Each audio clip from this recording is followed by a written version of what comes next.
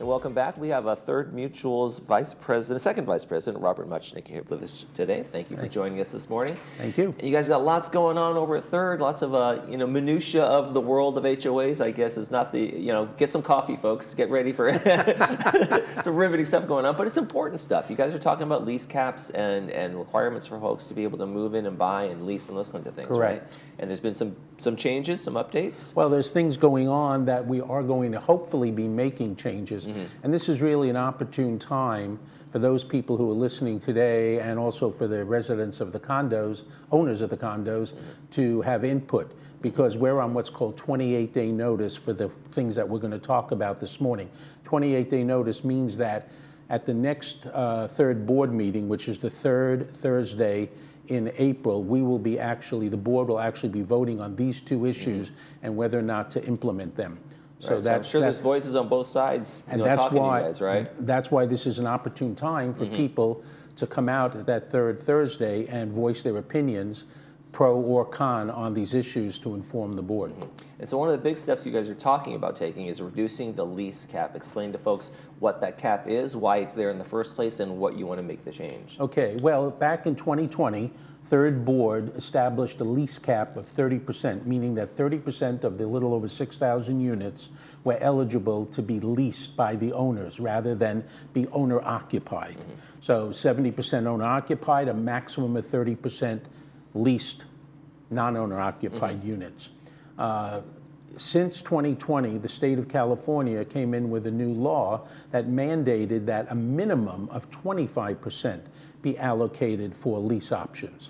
So since then, the board has wrestled with the idea, do we want to reduce it to the 25%? Because the belief of the board, at least at the moment, is that the more owner-occupied units we have, as opposed to lease units, the better the community will be in terms of people having a vested interest in what goes on in the community, as opposed to long-distance owners who really don't know day-to-day what's going on. Right, what's going on in the community. Right. So we want to reduce the lease cap to the 25%. We're currently at around 29%. And so we've been fluctuating from between 27 and 29%. So we want to reduce it to 25%.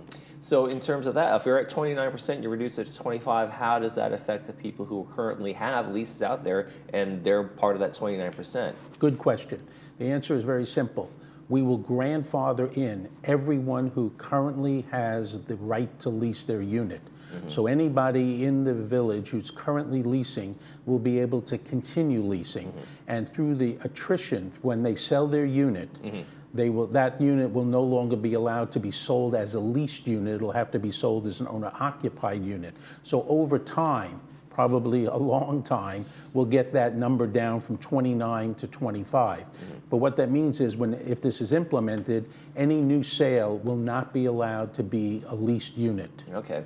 Now, what if somebody has some other place in some sort of trust or passes along to family members? Will that lease be able to go off to the next generation if that kind of thing happens, or how does yes, that work? that will be allowed. Okay. It's just when the title transfers to somebody, the unit is sold. Okay. Okay.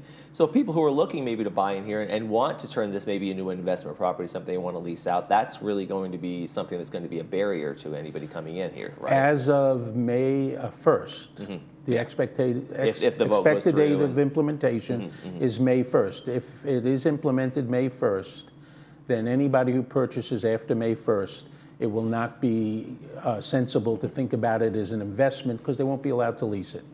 Okay, all right. So folks, new purchasers, they'll be signing an agreement to that, right? That they understand. Well, they'll be notified. They'll be notified in some sort of way. Right, okay. Before they actually purchase the unit. Now, since we're at 29% right now, what happens to the wait list of people that the wait list will go away at that point because we'll be above the 25%. If we get down close to the 25%, we'll then reinstitute a wait list at that point in time. And right now, how would you notify the folks on the wait list? Is that one of those things, hey, this is kind of going away, and then? Well, there is nobody on the wait list at this point because we're not at the 30%. You're not at 30% there, sir. So we don't have a wait list at this point, so we don't have to notify anybody. That helps. That's certainly great. So when this goes into effect, will people see any kind of change? It seems to me there won't be any kind of immediate impact anywhere along the lines. No, there won't be any right? immediate impact because we're over the 25%, and those people still have the option to continue leasing. Okay.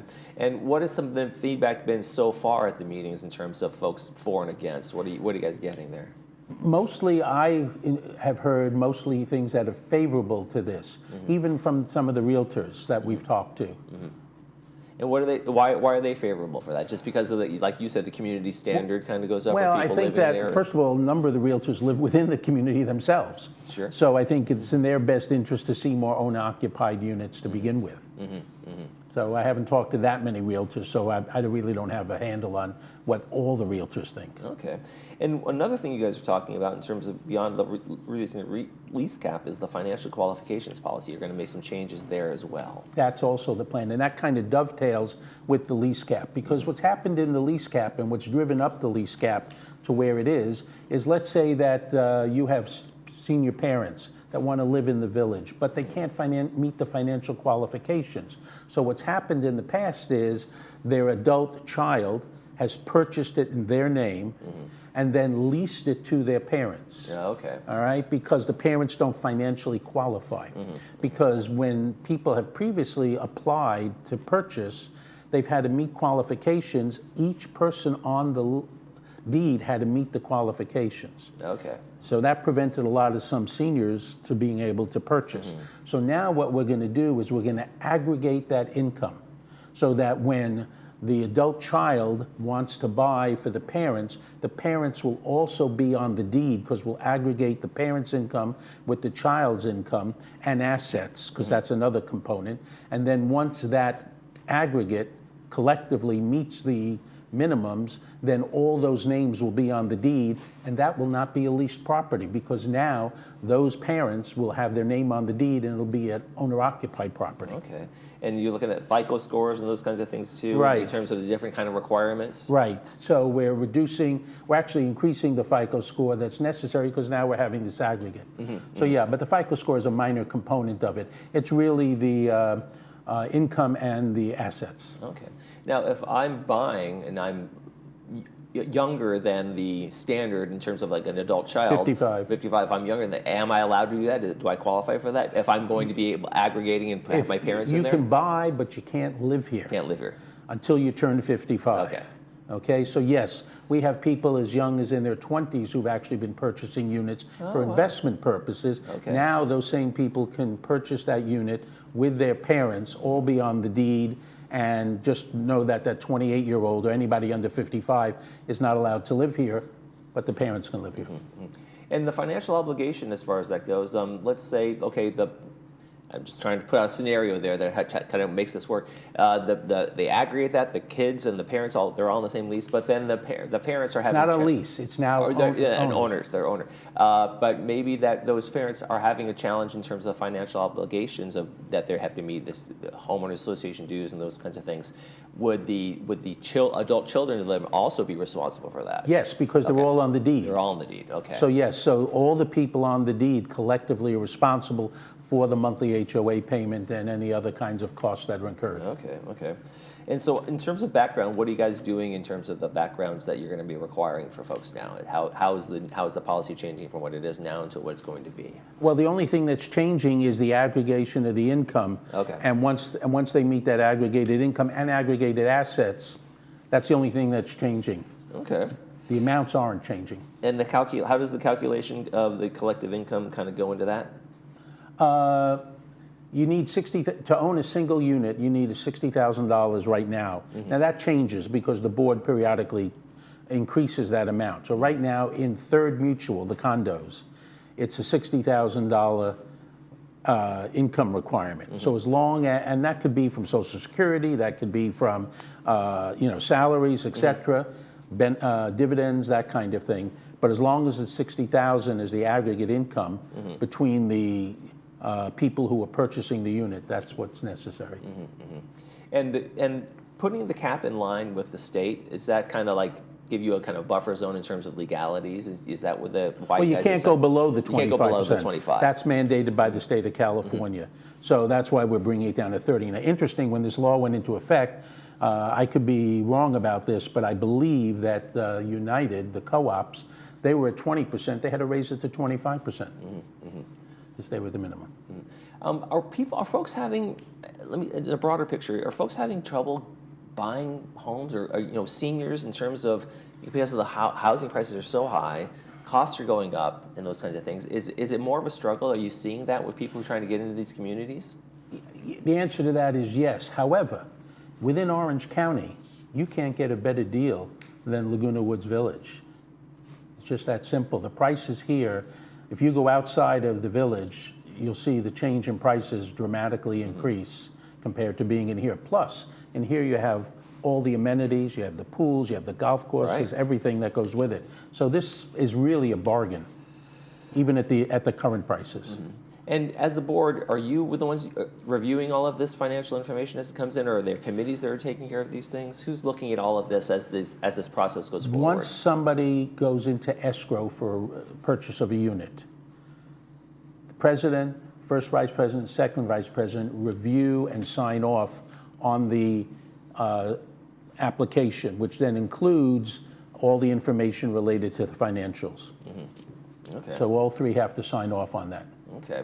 And are people, what is it pretty much, once you get to that process, is it pretty much everybody's kind of getting through, or are you still finding challenges? Staff only sends forward the ones that typically meet it. So our job from the board standpoint is really pretty pro forma. Okay. And so in this 28-day process, what are you hoping to see from people in the community in terms of meetings? And are there meetings, how many more meetings are coming up in terms of before we Well, the meeting that's coming up is the third Thursday in April, where there'll be the board meeting in the community center in the boardroom on the first floor of this building. And at that point, when the items are put up on the floor for discussion, members will be able to come up and have 3 minutes each to speak either pro or against the motions, and state their reasons why if they feel that way. If they're not able to attend in person, they can send an email in that'll be read on their behalf. So there are ways for them to participate, and they can now, between now and then, if they have an opinion, communicate with one of their board members to express their opinion. What are the chances that it doesn't go to 25, that you guys make an adjustment based on the feedback you get and those kinds of things? Then we'll stay at 30. But is there, hey, maybe we'll make this 27 or that kind of? Well, is it at going that to be point, one right or the now, other? Or? well, I mean, it could be adjusted, but right now the motion is 25%. So if that doesn't get board approval, then we'll go back to committee and discuss other options. How important is it for folks to participate in this right now, to really get their opinions in there and let you know what's going on? It's not only important in this case, it's important in all the issues that affect our residents. You know, we're looking forward to hearing from all of our residents on issues of concern that they have, because we don't always know exactly what their concerns are until they bring them forward. So we're happy to hear from everybody in whatever way they want to communicate with us. And have you had town halls on this already in terms of We this? had a town hall yesterday, and this was discussed at the town hall yesterday. It was brought up. We had about 40, 50 people at the town hall who showed up, and this was one of the items that was talked about. Actually, both items were talked about. Okay. Big picture, tell me what your thoughts are on this process and how it's been worked from beginning to end, and where you seem to be leaning. Well, I think it's worked very well. The board is a very cohesive board, working in harmony as it moves forward in terms of what's the best interest. And what I can honestly say is that from my fellow board members, none of them appear to have any personal agenda except for what's right and best for Third Mutual.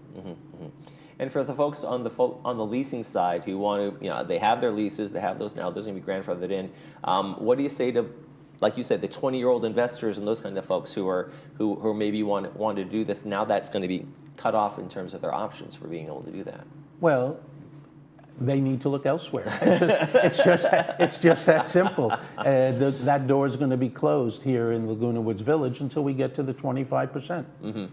And what are you have any projections on what that attrition rate might be? What right now? How many sales do you have? I just want to get to how many sales do you know that you have that are leases, and what kind of attrition do you think that'll happen? We have about a 10% turnover per year, so about somewhere between 500 and 600 units per year turnover. How many of them are leased units? How many of them are, owner-occupied units? I don't know the answer to that question. I just don't know. Okay, so it could be a year or two. No, could no, be no. down the line. It'll be more than my lifetime, in all likelihood, to get to the 25%. Oh, let's hope not. All right. Well, what is the most important thing you think the board and your work here does for this community? Well, we're very interested in trying to control costs. Obviously, there are only limited things that we can do. And insurance, with the inflation, what's going on, the costs have really been a pressure point for the boards. That's right. So the question becomes, do you cut services or do you increase operation costs? It's a balance. There are some places where, yes, you can look for more efficiency in services so that you actually reduce the cost of those services. Right now, one of the big areas we're looking into is the insurance, property insurance. That costs us somewhere in the neighborhood of $7 million a year for property insurance. And with the wildfires that took place up north, that's going to impact the cost with the new fire maps that have come out just the other day. The 24th, they issued the new fire maps showing that part of Third Mutual now is in a very high fire zone. Right. So that's going to impact our cost of insurance. So the board now is very active in working with our broker and with other villages in the area to try to find ways to reduce our costs.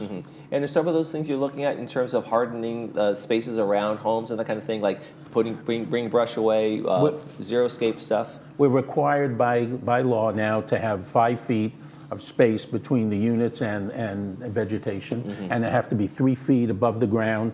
In terms of trees, have to be cut branches 3 feet above the ground, all designed to kind of improve the chances of fire reduction. When did you start with the board in the first place, and why did you get involved? You're supposed to be retired and enjoying yourself. I'll be honest with you. If I wasn't enjoying myself on the board and having fun, I wouldn't be doing it. So this is my fun. What made you decide to get involved in the first place? I've always been active. I was 45 years a university professor, chair of a department, and I've always been active in terms of making decisions about. And this is my own investment here. I'm concerned about what happens to my community. Right. So yeah, I care about the community. And when did you come to the community? What did you 5.5 years ago. What did you see about this area that you said, this is for me? Well, very simple answer. My mother and father-in-law lived here, and my mother-in-law lived here for 35 years. She passed away just recently, and we used to come out and visit all the time. And to have my wife have the opportunity to spend time with her mother before her mother passed, we decided to move here. All right. Well, Robert Muchnick doing the Lord's work. When's the next meeting coming up? When you guys are going to be talking about this, and when is the vote? 9:30 in the boardroom. Coming in and talking about that, and then the next meeting after that is going to be perhaps the vote on that? No, that is the date of the vote. It's already on 28-day notice. Oh, okay. So this is the day and time for people to be there. All right. So get out there to Third if you want to have your opinion on this heard. Thank you very much, Robert Muchnick. Pleasure. Thank you for having us. You're watching This Day. We'll be right back.